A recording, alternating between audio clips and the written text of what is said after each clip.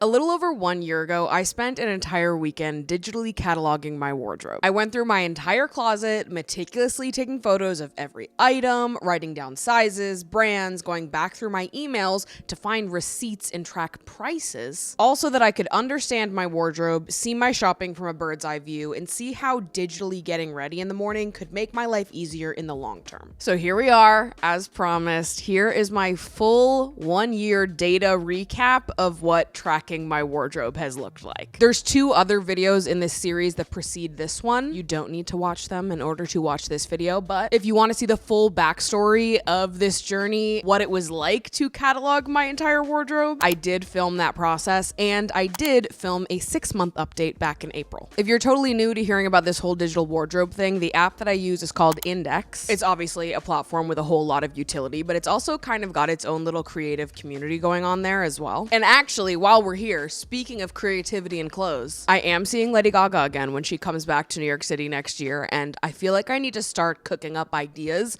about what my costume is going to be now, which is fitting because today's video is sponsored by SeatGeek. With over 35 million downloads, SeatGeek is the #1 rated ticketing app. There are more than 70,000 events, from concerts to festivals, sports events, Broadway shows, you name it, they've got tickets for it. Even talking just right now, you can get tickets to Billie Eilish, Lorde, Tame Impala, Lady Gaga. Mayhem Ball is huge. It's amazing. I've seen it twice. Can't wait to go a 3rd time. Each ticket is rated on a scale of 1 to 10, so that way you really know if you're getting a good deal. Green means good, red means bad. Just because you're getting a last minute ticket doesn't mean you should be breaking the bank entirely. Plus, every ticket is backed by their buyer guarantee. And honestly, with the holidays coming around, what is a better gift than the gift of experience? To experience live music, a live show with someone that you love. All of my favorite concert memories are ones that I've seen with my sister. Those vibes, simply unmatched. Can't beat them. Listen, I've tried. So give the gift of tickets this year and use code Maddie for 10% off your order at SeatGeek. That's 10% off tickets with promo code Maddie. Just make sure you click the link in the description of this video to add the code to your account so that it's ready for you the next time that you want to buy some tickets. I am filming this video as the sun is going down, so let's hope I can get through all of this before it is pitch black outside, because I did not set up my lights to film this video.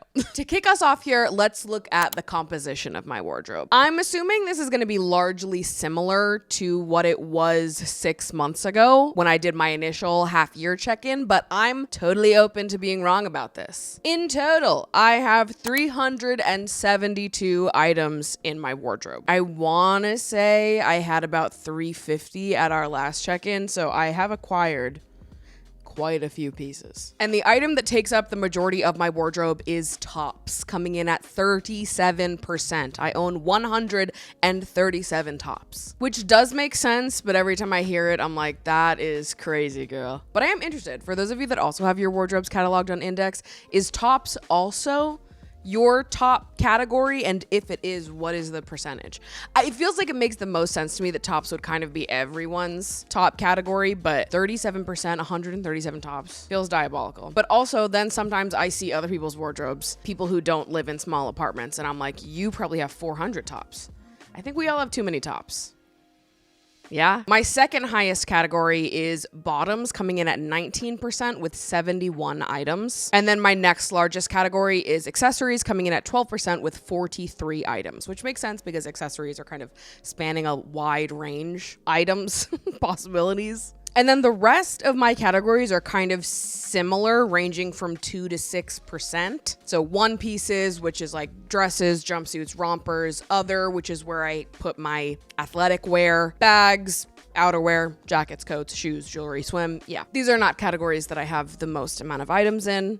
Clearly I have a top problem, and everything else is far more reasonable. Looking at the source of my wardrobe, 83% of it has been purchased by me, 15% of it was gifted to me, and 2% of it are items that I made. New versus secondhand is still looking similar to how it always was. At 95% of my wardrobe has been bought new. This is usually true for me. I've always found thrifting to be incredibly difficult, mostly because it's just impossible to find plus sizes, particularly in New York City. The thrifted items that I do have are items that I have not necessarily thrifted myself, but have bought through someone who specifically buys and curates plus size thrift fashion. Shop Penny on Instagram is a good example. Or even if I'm buying an item from Berries that isn't a part of like their designer collabs, I might also have that listed as secondhand, because it is. I don't know why I said it like that. But again, these are like curated shops from people who are specifically seeking out plus size vintage and thrifted items. It's not like I'm going into a thrift store myself and finding it. That would be awesome. Okay, I would love if I could just walk into a thrift store and find a bunch of plus size options. But I feel like every time I go into a thrift store, I'm like, okay, I'm finding cute things. These would all fit me if I was 11, but you know, I have not been that small since I was 11. So what can you do, people? Seasonality of my wardrobe is also pretty similar. I'm pretty awesome at splitting up the items of my wardrobe pretty evenly. It does look like I have slightly more spring items and slightly less winter items than anything else. But that's mostly because I'm hot all the time. So even in the winter, I don't really require that much bundling. I've started saying I have rosacea of the whole body, which I do genuinely believe to be true. I do have rosacea on my face. Confirmed. We knew that. But my take is that I actually have it on my whole body because, and not to beat a dead horse here, but I do have to yell about this again. Do you understand that I spend my whole life, every day of my life, somebody looks at me and goes, ugh, nasty sunburn. It could be the middle of winter. I could have not left my house for 60 days, not seen sun in 60 days. And somebody would still come up to me and be like, ugh, you got a sunburn, huh? And it's just because I'm red all the goddamn time. And like I've gone to dance classes with my friends and been like, look at my body. Look at my body the second I get hot. My body doesn't tolerate heat. And then we were talking about it and they were like, you don't really sweat that much, do you? And I'm like, you know what? No, I don't. Really, I need to be taking around a spray bottle with me and hosing myself down. I'm a hot girl who really only sweats along my hairline. So I just look red and hot and sunburnt all the time. But I'm not, to be clear, I'm not fucking sunburn. I just have rosacea of the body. Okay? I just have full body rosacea. As someone who really fucks with sunscreen, okay? As someone who wears her sunscreen, I can't tell you how irritating it is to have people speak to me like I must not know what sunscreen is. Like, oh, you gotta put on some sunscreen. Do I? And looking at the longevity of my wardrobe, this is actually one of my favorite stats. 21% of my wardrobe was acquired within the last year. 46% of my wardrobe was acquired in the last 1 to 3 years. 30% in the last 3 to 5, and 3% is over 5 years old. So looking at the last year, in the last year, 79 items have been added to my wardrobe, 36 of which came in the last 6 months, 14 in the last 3, 1 in the last month. Moving on to the usage category. This is interesting. And honestly, I'm not very proud of these stats. If I'm remembering correctly, during our 6-month update, I had worn just shy of 50% of my wardrobe, which I felt good about because I was like, okay, 50% of the year. I've covered 50% of my wardrobe. We're doing good. Well, in the last year, I have worn 52% of my wardrobe. What happened to the original plot of the fucking movie? I don't know. Actually, I do know. I do have the data to answer that question. Before I even look at my most worn and least worn items and look at the specific data of what is not being worn, I know in my heart of hearts what's happening here. And it is a few things. Number one, going back to me having full body rosacea. I am hot all the time, year round. So there are items that I acquire because I think they're so cute and I love the idea of me wearing it, and then I just never wear it. An example of this are long sleeves and turtlenecks. No one let me buy another long sleeve and no one let me buy another turtleneck. I'm not wearing that shit. They're too hot. What I am more likely to wear in the cooler months is a sweater like this with a tank top on underneath so that I can easily remove it if I need to. I have always loved the look of people wearing these long sleeve turtlenecks underneath sweaters, pairing it with a skirt and tights and knee-high boots, this like classic fall look. I love that look on other people. I can't tell you how many times in my life I've tried to make myself a girl that wears shit like that. It's just too hot for me.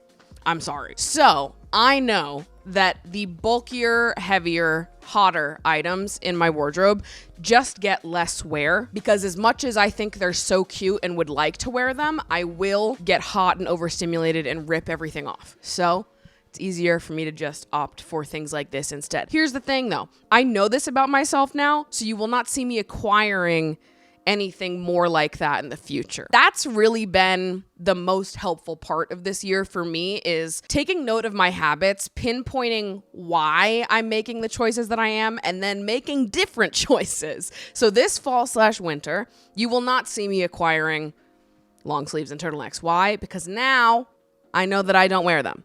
So I'm not going to buy more or similar-ish items if I'm not already getting a lot of use out of the ones that I do have. Additionally, I am someone who fixates on clothes. So I acquire a new pair of pants or rediscover an old pair of shorts, as we saw with this pair this summer. It was not a new item. I had bought this a couple years ago, hadn't gotten a lot of wear out of it, rediscovered it through Index this summer, wore it a lot, loved it. These are my most worn shorts of the summer. But when I find an item that I really love, I wear it over and over and over again and style this one item in a million different ways.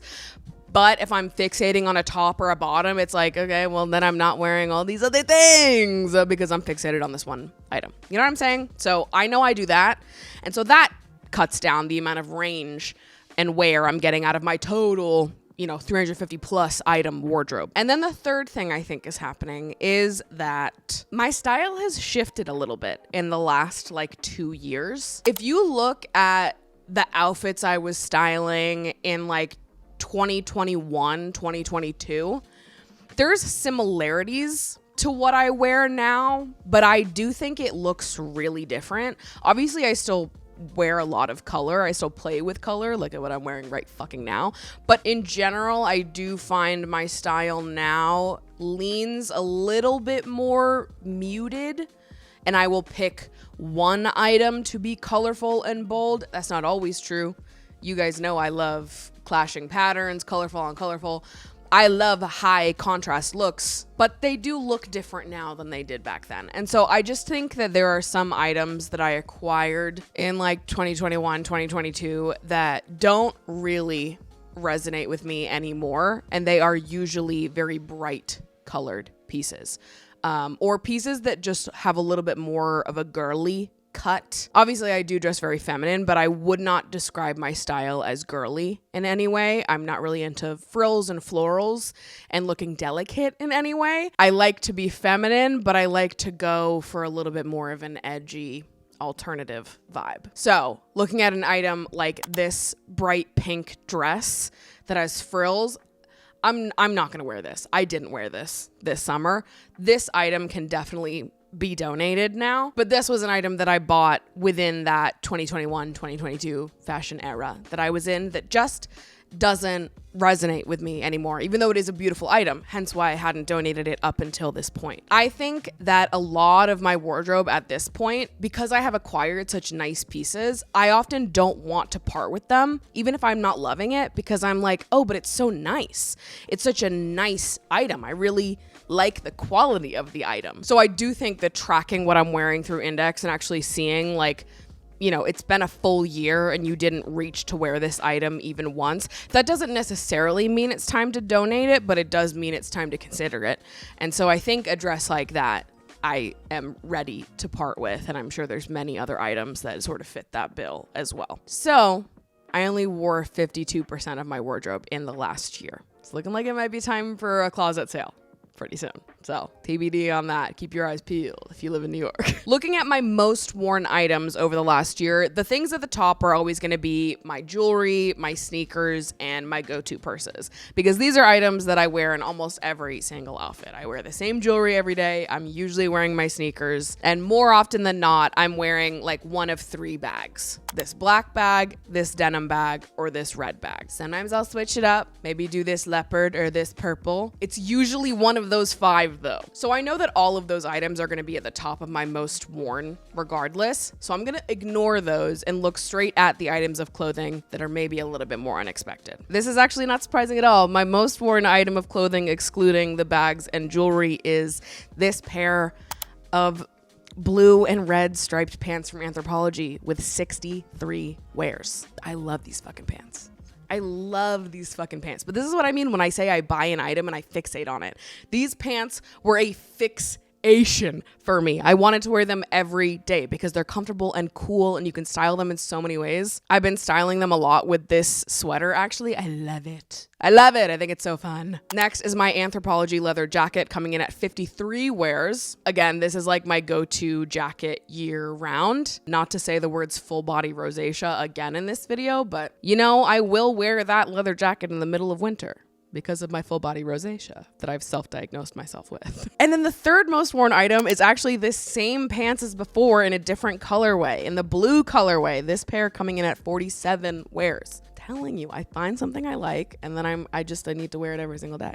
I also, can I say, I have a confession. I don't know that I have been like the most inspired by fashion in the last year. I obviously love clothes. I love getting dressed every morning, but I think comfort has taken a major priority to me in this era of my life. And also I work from home. So it's like, I'm not gonna wear uncomfortable things in my own home, you know? So I am gonna end up gravitating towards pants like that. These like tie front cozy pants that are still stylish. I love a comfy, cute look. That is what I'm wearing the most often, just because of how my lifestyle is at this point in my life. There have been eras where I have been, you know, a little bit more out and about, you know, like 2 years ago when me and my friends were going out every single week. I had more of an opportunity to wear the entire spectrum of my wardrobe, but now I do keep it cozy more often than not. Always cute, always put together, but cozy. So that also contributes to me not getting to wear the full spectrum of my wardrobe because I have less outings to wear them to be honest with you. I spend my free time at the movie theaters, so I'm not dressing up to go there either.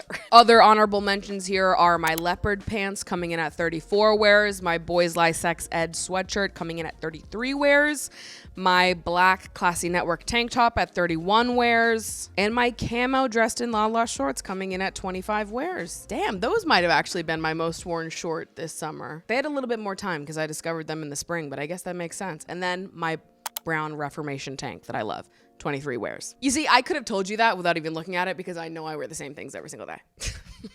And looking at the least worn items category, it almost feels silly to show this to you because there are literally over 150 items that have 0 wears. So it's quite a few that hit the least worn category, but let's list out a couple. We've got this long sleeve turtleneck Anthropology shirt. This one's actually lace, so it is a little bit more breathable, but still the vibe, the headspace that I would have to be in to gravitate towards this first, tough. It's a tough sell. And then you have an item like this tank from Awoke Vintage. Very cute, not sweaty. However, I have boobs. And what should I do? Because I have boobs. My nipples are literally one wrong move away from coming out of the bottom of this top at any given moment. I do have to tape myself into it in order to wear it, which makes it uncomfortable. So even though it looks comfortable, my boobs make it uncomfortable. And isn't that just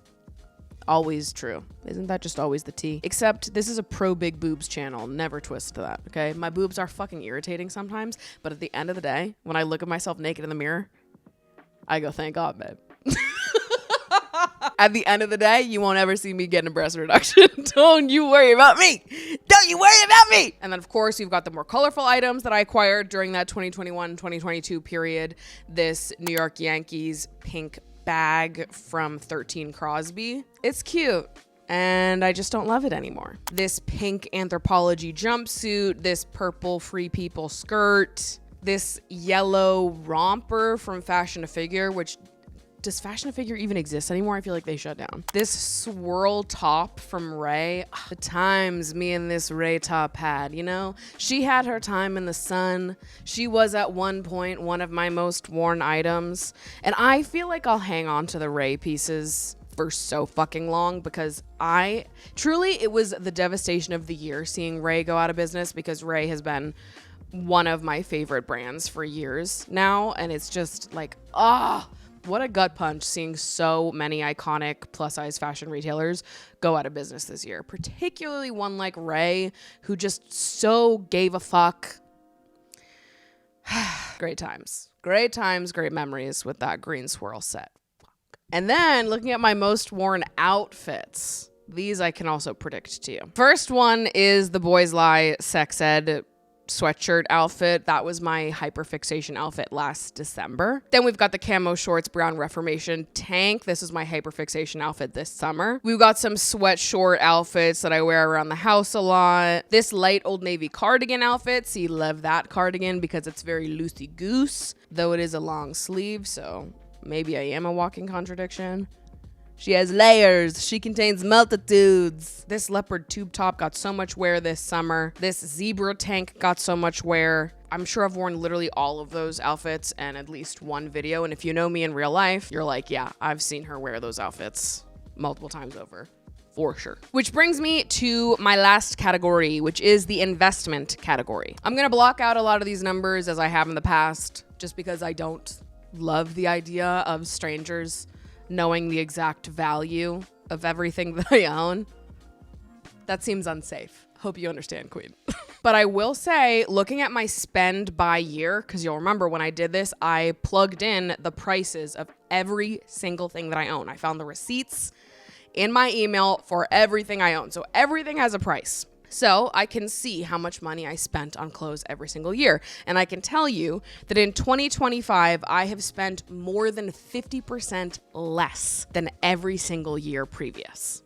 So what does this mean? Well, I'm filming this video in November. We've only got a month left to the year. I've already told you that I'm trying to cut back. I'm not really shopping right now. So I assume that by the end of this year, this stat will still be pretty similar, which to me shows me that doing this, tracking my wardrobe, tracking what I wear every day, being able to see the full spectrum of everything I own before making a purchase, that to me tells me that I have been able to make more informed purchases, that I have purchased less, and that I'm ultimately being smarter with my money when it comes to clothes. More than 50% less in spending than the 3 years that came before it. That's pretty major. That's not an insignificant number. And on top of that, since I have all this great data on which clothes are getting wear and which aren't, it means that I can really easily sort my wardrobe from most worn to least worn,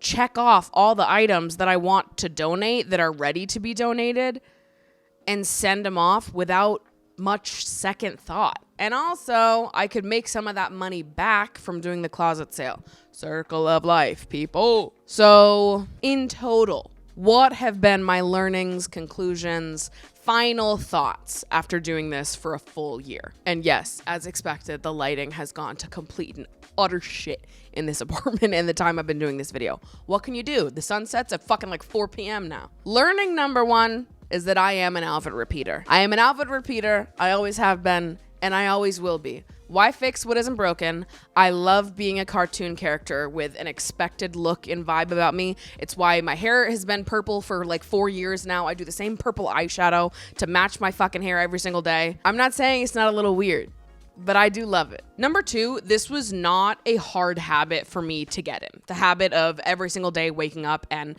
planning my outfits through the app and then planning them and tracking them on the calendar. This was not a hard habit for me to get into because it was genuinely so helpful.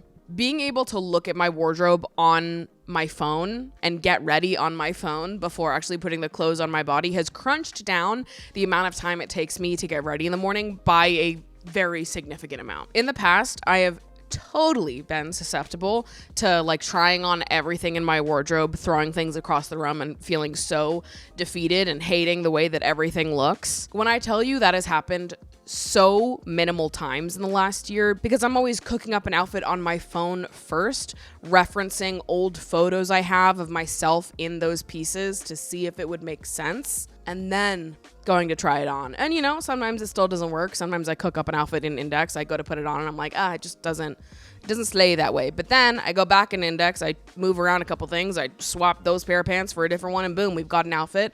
And I have completely avoided the frustration and throwing my clothes all around the room that would have ensued in a previous life. Number three, I learned to pivot in what feels easy and natural in terms of how I'm using the app. For example, I did stop taking daily photos of my outfits like 6 months in, pretty much, mostly because I kept forgetting to do it. Or some days by the time I would remember to do it, it was like dark outside and the picture wasn't really even looking good in the mirror. And ultimately seeing the outfit laid out is good enough. It's helpful enough.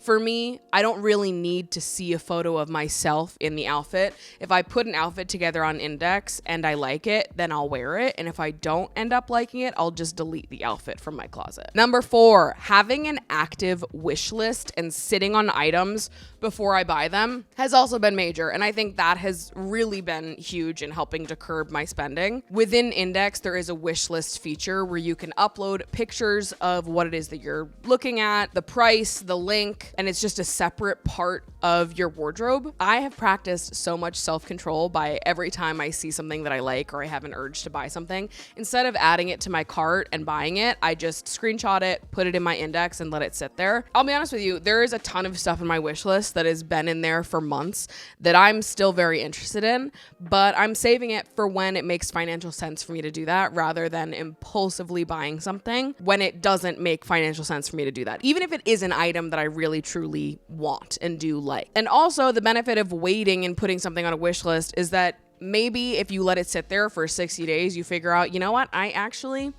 don't need this. You remove it from your wish list, it goes away. Bada bing, bada boom. But like when Dolce Vita came out with the extended wide calf boots, everyone on earth has sent me those. I am so excited. I'm gonna ask for them for Christmas. I saw those boots. I saw they came in my calf size. They came out in like September and I was like, holy I want them so bad. I've been talking about how badly I want wide calf boots that actually fucking fit me, that aren't the squeakers from Torrid for literally years. For years I've wanted boots like that, but I don't have the money to buy those boots right now. So I put them on my wish list, and when the holidays roll around and my mom asks me, what do you want for Christmas this year?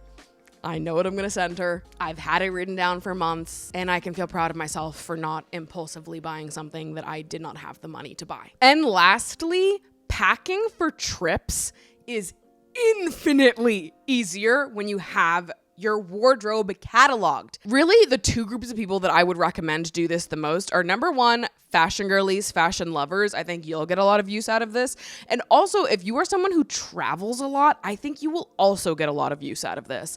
I can pack for a trip in a quarter of the time that it used to take me to pack for a trip, because I can add all of the items that I think I want to bring on a trip to a collection. And then when I go into the collection, I can build outfits only using the items in my closet that are within that collection. So sometimes in the last year when I've gone on trips, I have added a bunch of outfits to a collection and been like, okay, I know I'm gonna wanna wear this outfit, and this outfit. Add it to a collection, all of those items populate in the list, and then I just go off and check off all those items, add them to my suitcase, bada bing, bada boom. In other cases, I've picked out like 3 pairs of shorts, 4 tops, 2 shoes, 2 bags, put it into a collection, packed it all with me, didn't know what outfits I was gonna wear. And then when I got there, I would just open up the collection and style outfits within the list of things that I brought with me. It is so helpful. It is so fucking helpful, and is truly one of my favorite features of the app. And ultimately, it's just fun. I am still having so much fun using this, tracking everything, doing things digitally. Again, it's helpful in knowing when it's time to part with certain items. I just feel like I am much more aware of my wardrobe and what I'm spending, what I should buy, what I shouldn't buy, and that's ultimately my only goal with all of this. My goal wasn't to wear 100% of my wardrobe or to never buy any new items. My goal was to become a more conscious shopper and to just have more of an awareness about what it is that I already own and be more thoughtful about anything new that I'm bringing in. So anyways, here we are at the end of the video. The lighting looks like shit. Listen, don't take it up with me. Take it up with the daylight savings people.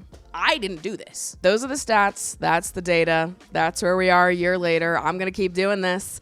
And listen, maybe it's time for you to do it too. Maybe this is your sign. Could be huge. Could be huge for the new year. I'm just saying, we got time. You got time to think about it. If you want to see more of me, definitely go and check out my podcast, Emotionally Online. That is my favorite thing to create these days. I love Emotionally Online. If you like what I do on this channel, you will also love Emotionally Online, FYI. And if you're looking for more of a community, we do have a Patreon where we've got a Discord server. I post a bonus episode of the podcast every single week. I'll occasionally post some bonus YouTube videos as well. And I actually just launched a bi-monthly poetry art print club where I am sending out snail mail every other month. So the next time I'm doing that is in January. So if you join the Patreon by January 1, you will be in the market to receive my next surprise poetry art print. So that's that. That's all I got for you. Love you guys so much. Mwah. And I will see you in my next video. Bye.